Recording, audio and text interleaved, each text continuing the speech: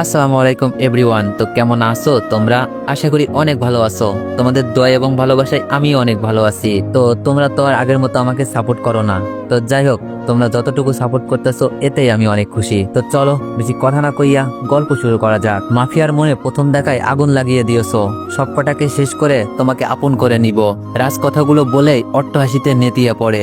এইদিকে আকাশ সাহেব আনাফ চৌধুরীকে ফোন দিয়ে বলে, কিরে আনাফ, কেমন আছিস? আমাকে জেলে পাঠিয়ে ব্যবসা তো ভালোই করে গিয়েছিস, তা তোকে যে জন্য কল দেয়া। মেয়ের বডিগার্ডকে তো ভালোই সাই দিলি, তো আজকে তাদেরকে বাঁচাবে কে? আনাফ চৌধুরী বললেন, কুত্তার বাচ্চা, ওদের কিছু হলে তোদের ছাড় দিব না, তুই ওদের কিছু করিস না। আকাশ সাহেব বললেন, করব না।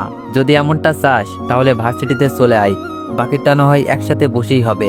আনাফ চৌধুরী অফিস থেকে তাড়াহুড়ো করে বের হয়ে যায়, সাথে কিছু বডিগার্ডকে নিয়ে নেয়। ক্যাম্পাসে গিয়ে দেখে আকাশ সাহেব আর তার ছেলে রাজ বসে আছে। বিপরীত পাশে তাকিয়ে দেখে ঐশী মাটিতে লুটিয়ে পড়ে কান্না করছে। পাশেই অনেকের রক্তাক্ত বডিটা পড়ে আছে। আনাফ চৌধুরী দৌড়ে মেয়ের কাছে ছুটে যায়। ঐশী আনাফ চৌধুরীকে দেখেই দৌড়ে ওনাকে জড়িয়ে ধরে বলতে থাকে, আব্বু, আমার অনেককে ওরা মেরে ফেলেছে। আব্বু, অনেক কথা বলছে না। আব্বু, আমিও মরে যাব, অনেককে এনে দাও প্লিজ। কথাগুলো বলেই ঐশী কান্নায় ভেঙে পড়ে। তখনই আকাশ সাহেব তাদের কাছে এসে বলে, আনাপ, তোর যাবতীয় সম্পত্তি আমার ছেলে রাজের নামে লিখে দে, না হলে তোর মেয়েকে আর তোকে এখানেই মেরে ফেলে রাখবো। তুই চিন্তা কর কি করবি। আনাপ চৌধুরী বললেন, তোদের কাউকে কিচ্ছু দেব না, কি করতে পারবি কর। এই গার্ডরা এদিকে আসো। আনাপ চৌধুরীর বডিগার্ডদের ডাকার সাথে সাথে কয়েকটা গুলির শব্দ হয়। তাকে দেখে বডিগার্ডদের মৃতদেহটা মাটিতে পড়ে আছে। আনাপ চৌধুরী ভয় পেয়ে যায়। ভয়ে মেয়েকে শক্ত করে জড়িয়ে ধরে। দেখ আনাপ, তুই যদি আমার কথা না মানিস তাহলে তোদের অবস্থা এই তোর বডিগার্ডদের মতোই হবে। এই শহরে এখনো কেউ জন্ম নেয়নি আমার ছেলে রাজের মুখোমুখি হবে। রাজের নামে পুরো শহর থরথর করে কাঁপে।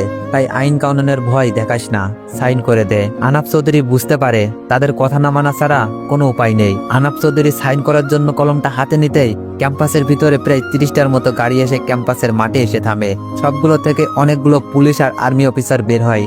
পুলিশ আর্মিদের দেখে রাজ আর আকাশ সাহেব কিছুটা আটকে ওঠে। তবে তারা সবাই খেয়াল করলো সামনের গাড়ি থেকে এখনো কেউ বের হয়নি।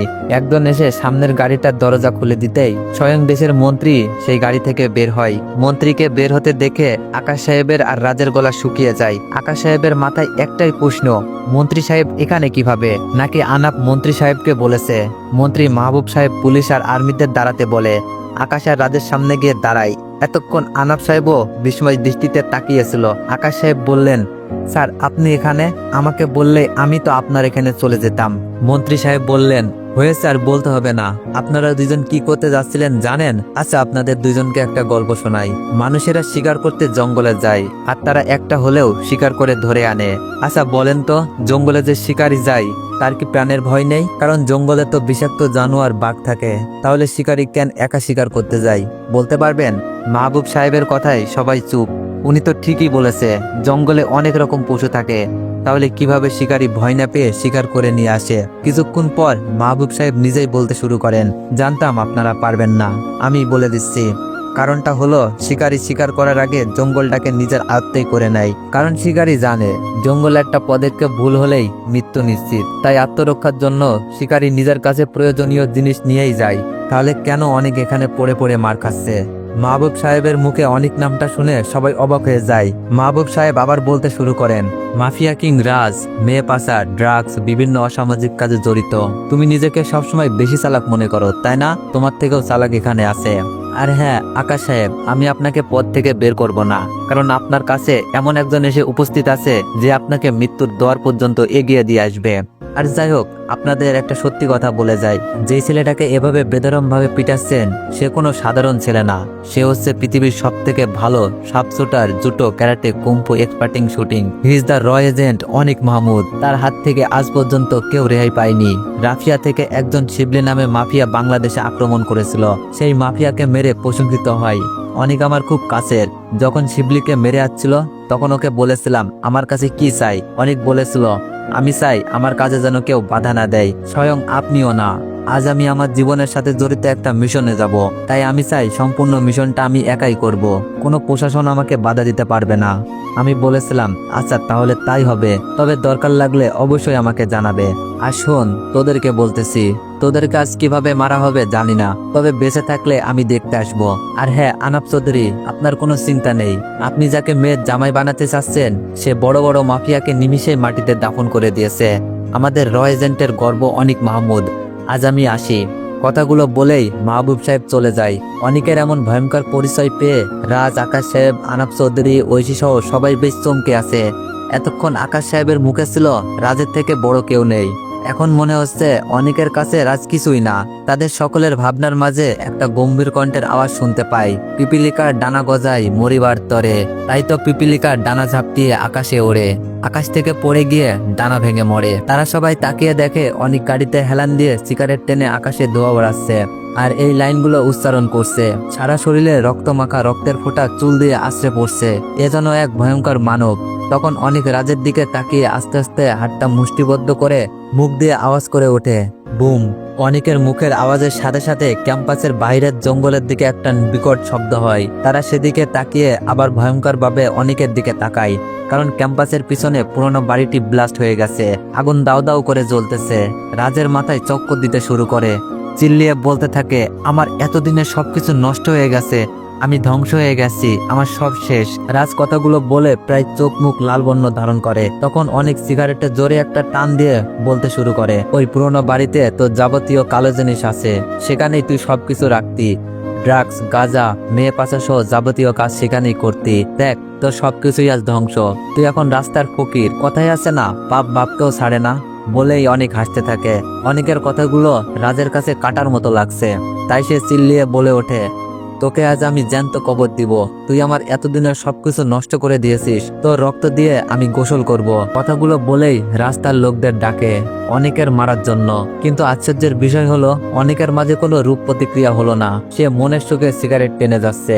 লোকগুলো যখন সামনাসামনি প্রায়, তখন অনেক নিজের হাতকে পিস্তলের ন্যায় করে যার দিকে ইশারা করছে সেই মাটিতে লুটিয়ে পড়ছে। এক এক করে সবার নিতদেহ মাটিতে পড়ে যায়, কপাল বেয়ে রক্ত পড়ছে। রাজ ভয় পেয়ে যায়, তার সবগুলো লোককে কে মারলো। রাজ একটু সামনে এগিয়ে লোকগুলোর দিকে তাকিয়ে দেখে কপাল থেকে গরম বুলেটের ধোঁয়া বের হচ্ছে। তার মানে স্নাইপার দিয়ে অ্যাটাক করছে। এইদিকে অনেক উচ্চ স্বরে হাসতে থাকে। হাসতে হাসতে বলে, তোর মতো মাসিকে মারতে 1 সেকেন্ডও লাগবে না, তাই না লাফিয়ে বাচ্চার মতো চুপ করে বসে পড়। এতক্ষণ আকাশে চুপ করেছিল, কিন্তু এখন একটু সাহস নিয়ে অনেককে বলে, বাবা তুমি আমাদের পিছনে পড়ে আছো কেন? আমরা তো তোমার কোনো ক্ষতি করিনি, তাহলে আমাদের কেন মারবে? আকাশ সাহেবের কথায় অনেক হাসতে থাকে। হাসতে হাসতে বলে, তুই থেকে বাবা হয়ে গেলাম আর তোরা কিছুই করিসনি, তাই না?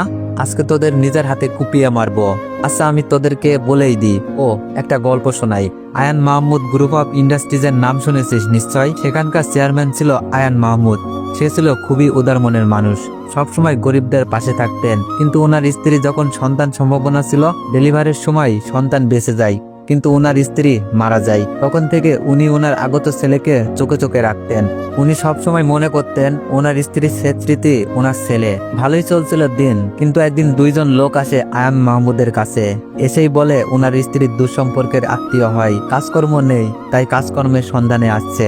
তখন আয়ান মাহমুদের দয়া হয়, নিজের অফিসেই রেখে দেয় 2 জনকে। কিন্তু কথাই আছে না, লোক কখনো মানুষের পিছু ছাড়ে না। ওই 2 জনের মনেও লোভ বাসা বাঁধে। তারা চিন্তা করে কিভাবে সমস্ত সম্পত্তি নিজেদের নামে করে নিবে। এভাবে বেশ কিছুদিন চলে যায়। আয়ান মাহমুদ 2 জন লোককে খুবই বিশ্বাস করত, আর এই বিশ্বাসের সুযোগ নিয়ে তারা 2 জন সমস্ত সম্পত্তি নিজেদের নামে লিখে নেয় এবং আয়ান মাহমুদ আর ওনার ছেলেকে বাড়ি থেকে বের করে দেয়। এই কষ্টটা আয়ান মাহমুদ নিতে পারেনি, চলে যায় ওনার আপন ভাইয়ের বাসায়। সেখানে ওনার ভাইকে সবকিছু বলে। তখন সে বলে, ভাইজান দুনিয়াটাই এমন, তুমি কোনো চিন্তা করো না, আমি কোনো উপায় বের করবই। এভাবে তোর সমস্ত সম্পত্তি তারা নিয়ে যেতে পারে না, তুমি কোনো চিন্তা করো না, ভাতিজাকে নিয়ে রেস্ট নাও। এভাবে কিছুদিন যাওয়ার পর আয়ান মাহমুদ আর এই টেনশন নিতে পারেনি। প্রেশার স্ট্রোক করে উনি না ফেরার দেশে চলে যায়, কিন্তু রেখে যায় ওনার ছেলেকে ভাইয়ের বাড়িতে। আস্তে আস্তে ছেলে সেখানে বড় হতে থাকে, কিন্তু পরের ছেলেকে কে বা এতদিন পালবে? চাচা আদর স্নেহ করলেও চাচি সহ্য করতে পারতো না। দিনের পর দিন অত্যাচার করত। যখন চাচি ছেলেটাকে মারত, তখনই ছেলেটার চোখে অগ্নি দাউ দাউ করে জ্বলত। কারণ ছেলেটার এই অবস্থার জন্য একমাত্র ওই 2 জন লোক দায়ী। ওই লোক 2টার জন্য আজ সে বাবাহারা। প্রতিদিন ছেলেটা ওই লোকদের মনে রাখত, একটা মুহূর্তের জন্য ভোলার চেষ্টা করেনি।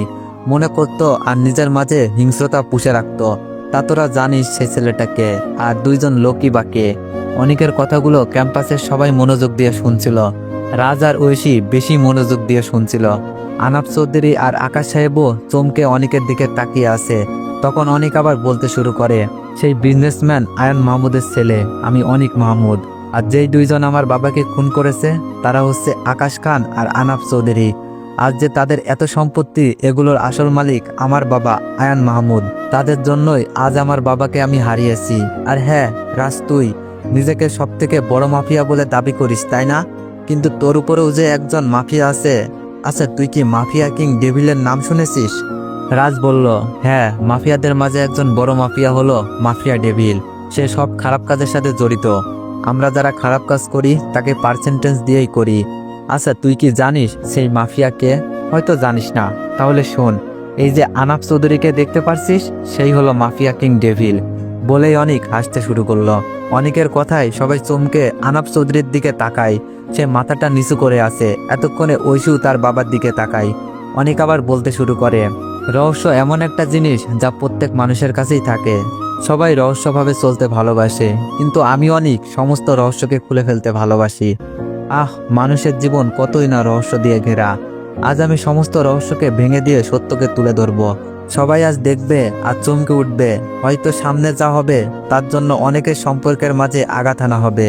তবে তাই হোক, আজ অনেক বলবে সবকিছুর অবসান ঘটাবে। অনেক পকেট থেকে সিগারেট বের করে আগুন ধরাই। তখনই আনাফ চৌধুরী বলল, তুই কিভাবে জানতে পারলি আমার বিষয়ে? আমার বিষয়ে শুধু একজনই জানে, সে হলো আনাফ চৌধুরী। আজ আমি বলবো আর আপনারা শুনবেন। আচ্ছা রাজ, তোকে একটা প্রশ্ন করি, খেয়াল করে শোন। তোকে কোনোদিন কি আকাশ সাহেব বাসায় থাকতে দিয়েছে? রাজ বলল, না, আমি হোস্টেলে থেকেছি, বাসায় যাইনি কখনো। যখন দরকার হয়েছে তখন আব্বু এসেই দেখা করে গিয়েছে। আমি বললাম, রাজ, তোকে যদি আমি বলি আকাশ সাহেব তোর আব্বুই না, তাহলে কি বিশ্বাস করবি? আচ্ছা তুই বল, তোকে সবসময় খারাপ কাজের মধ্যে ঢুকিয়ে রেখেছে, সবসময় প্রয়োজনে ডেকেছে, আর রকিকে সবসময় নিজের পাশে রেখেছে, আর আবদার পূরণ করেছে। আর তোর কোনো আবদার পূরণ করেনি। রকিকে বানিয়েছে চোখের মনি, আর তোকে বানিয়েছে টাকার খনি। তোর আব্বু আম্মুকে আকাশে নিজের হাতে খুন করেছে। বিশ্বাস না হলে প্রমাণ দিই। রামু কাকা, এদিকে আসেন তো। অনেকের কথায় একজন মুরব্বী লোক ভিড় থেকে বেরিয়ে আসে। লোকটা এসে রাজকে জড়িয়ে ধরে কান্না করে দেয়। রাজের সবকিছু মাথার উপর দিয়ে যাচ্ছে। তখন লোকটা বলতে শুরু করে, তো এভরিওয়ান, নেক্সট পার্টের জন্য অপেক্ষা করুন। আর যারা যারা আমার সাথে যোগাযোগ করতে চান, এই ভিডিওর কমেন্ট বক্সে আমার টেলিগ্রামের লিংক পিন করা আছে। সবাই গিয়ে জয়েন হয়ে যান। আজকে রাত 8টার সময় টেলিগ্রামে লাইভে আসবো। ধন্যবাদ।